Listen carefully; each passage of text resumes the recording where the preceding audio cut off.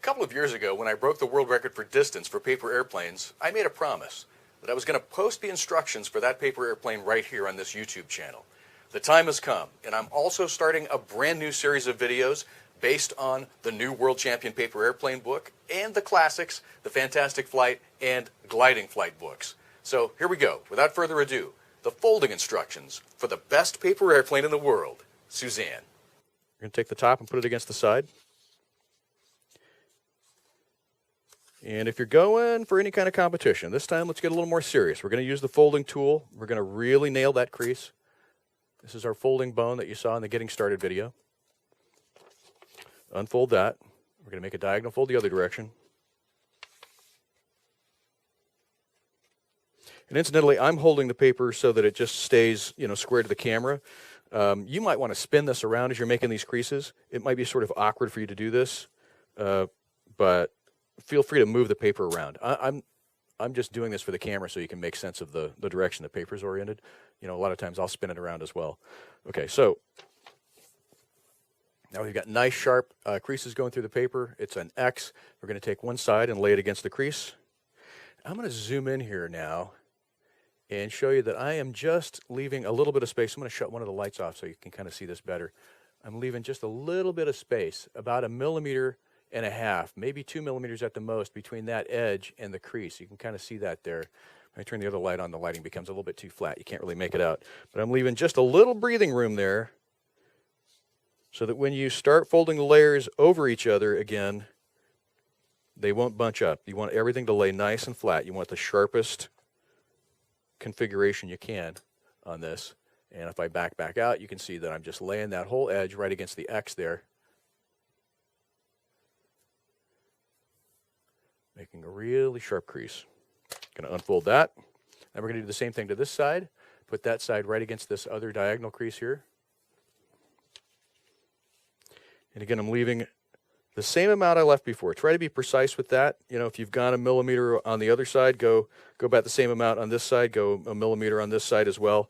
If you ended up at 2 millimeters on the other side, go 2 millimeters here. Symmetry is the main thing.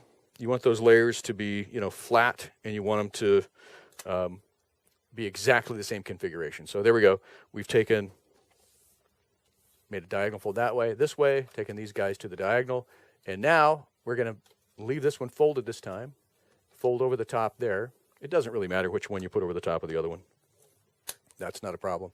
And now we're going to fold right straight down along, just so that we meet this corner right here. We're going to fold the top down. I'm going to zoom in a little bit here. And you can line these edges up here. You want this crease here to line up with the crease just below here. So you want it to be one continuous line as it goes along here. And so you'll be just to this side of this raw edge here, this raw edge that we left just short. You're going to be just on the other side of that, and you're going to be lined up with the creases. Now, you'll notice when you do that, you start to get bubbling here.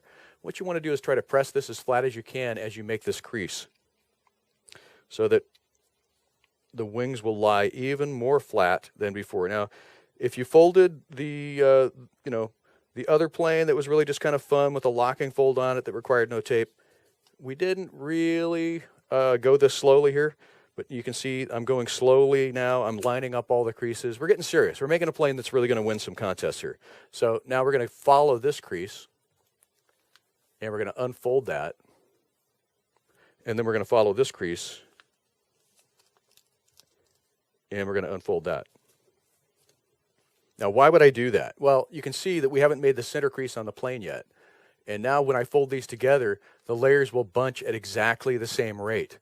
And now I can leave those guys together, and I'll flip this around and fold it in half, and I'll nail the front edge here, and then I'll start to get this rear edge going here.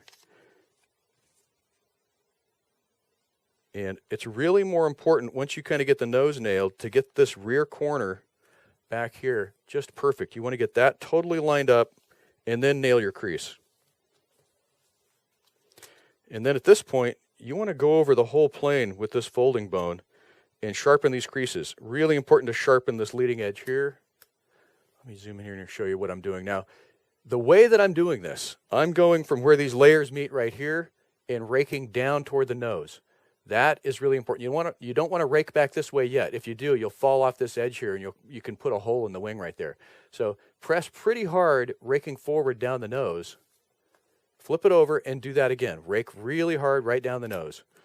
And again, you want to start just downstream of where the layers end here. You can kind of do a Braille method, kind of hang on to it right there, and rake down like that. And you want to flatten everything. This crease right here on the bottom of the plane, make sure that's nice and flat. Make sure we're flat here. Make sure the fuselage fold is flat. I'll just rotate it a little bit so I can just sweep straight down. Everything wants to be really crisp, really crisp. Big key to making a competition plane. Now we're going to make wing folds. And I always just, I don't know why I do it this way, but I always start with the nose pointed to the left, and I do this wing first, which is actually going to be the left wing of the plane.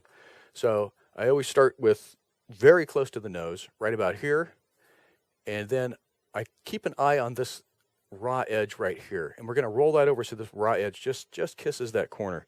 It's just going to be right there. Now, I'm doing something that's not obvious here. I'm using my thumb as I roll that over to bunch these layers up here so that this top layer can't slide. If I go like that, see how that top layer can just slide away? We don't want that. That's bad news. So you want to hold that with your thumb or another finger. Hang on to that. Keep an eye on that, and we're starting really close to the nose. You don't have to be right on the nose. You can give yourself a little bit of space there.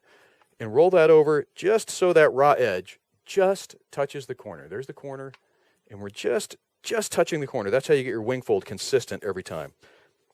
That's the marker right there. And we're not going to crease this edge yet. We're going to do that in just a minute. First, we're going to flip this over, make sure that our layers are nice and clean there. Kind of lean on that from this side. Now we're going to break over right here. You can have a look at that. Make sure you're breaking over at the right place. I can use my thumb to just kind of make sure that that's happening on the right point there. Lay it back down, and then start to roll that over. And again, we want these layers to line up perfectly on the wings here. We want the wings to match just perfectly. Most important thing on a competition plane that you're going to throw very hard is that these creases right here meet precisely in the same place. Fractions of a millimeter count at the tail of the plane. If that's off at all right there, that's bad news. So you want that to be very, very precise. It just needs to feel like one sheet of paper at the back of the plane. Okay, now, we're starting to get kind of that wing shape that we want. And I'm going to bring in my clip device here, my bag clip. I'm just going to clip that on there, and we can kind of see what this plane is starting to look like. And when we do final adjustments here, this front of the plane is going to have a really shallow dihedral angle, and these wingtips are going to rake up more. And it's starting to happen there. You can kind of see it's starting to rake up as it goes toward the tail of the plane. That's exactly what you want. Okay? And it'll do that naturally if you just kind of flex the middle of it a little bit, and don't flex the front too much. You can press the front down just a touch and flex up in the middle here and kind of get that dynamic dihedral angle going. It's kind of a curvy, kind of cool, kind of swept looking wing.